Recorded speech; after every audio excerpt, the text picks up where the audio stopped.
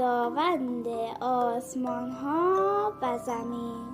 سلام بچه ها، اسم قصه امروز ما هست حسنی خندون گرگ. یکی بود یکی نبود. در زمانهای قدیم پسر بچه‌ای بود به نام حسنی که هر روز صبح گوسفندانش را به دشت می برد تا علف‌های تازه بخورند. بله بچه ها، حسنی دنبال آنها راه می رفت و مواظب بود که هیچ آسیبی به گله گوسفندان نرسد.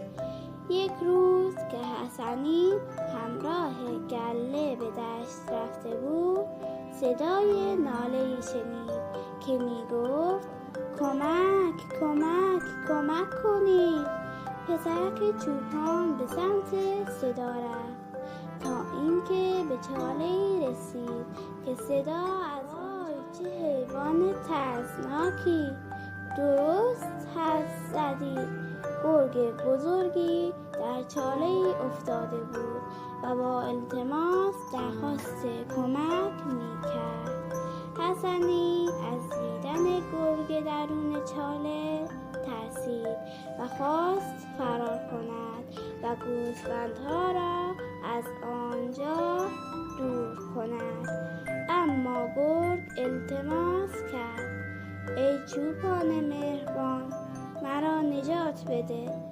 قول می‌دهم کاری با تو و گوسفندهایت نداشته باشم.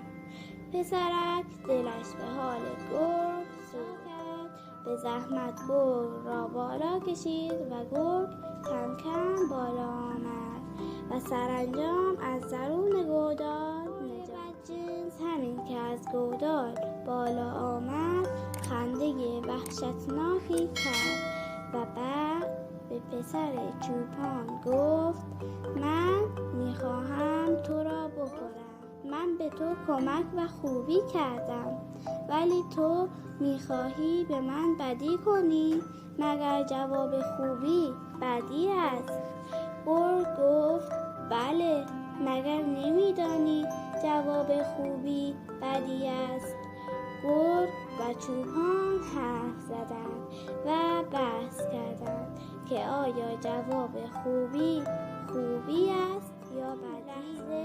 میمون کوچولو جلو رفت و گفت چی شده؟ چرا دعوا میکنید؟ حسنی جواب داد تو بیا قضاوت کن، بگو حق با کدام یک از ماست.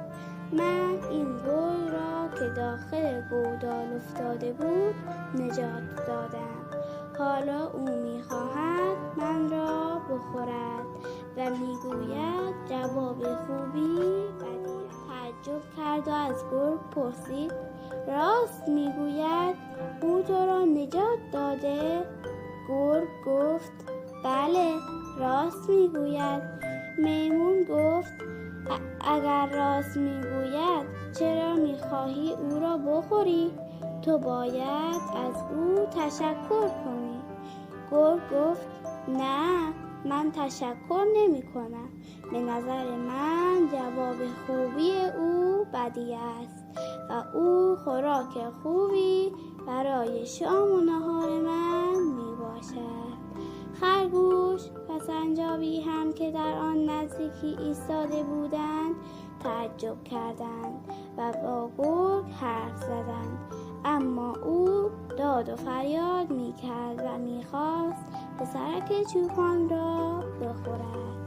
میمون از این کار گرگ به فکر فرو رفت و بعد از مدتی فکر کردن گفت من که باور نمی کنم حرف شما دوتا راست باشد. چطور ممکن است تو در گودال بیفتی و پسر کوچکی بتواند تو را نجات دهد؟ گرگ گفت باور نمی کنی؟ چطور به تو ثابت کنم؟ میمون گفت من باید به چشم خودم ببینم تا باور کنم. گرگ که دلش میخواست همه حیوانات حرف او را قبول کنند گفت باشد امتحان میکنیم. تا با عجله پرید داخل گودال. وقتی گرگ به پایین گودال رسید گفت حالا بیایید برویم تا این گرگ بدجنس بفهمد که جواب خوبی بدی است یا خوبی. آقا گرگ وقتی که دید سرش کلاه رفته باز هم شروع به ناله و التماس کرد، اما دیگر کسی به حرفهای او توجه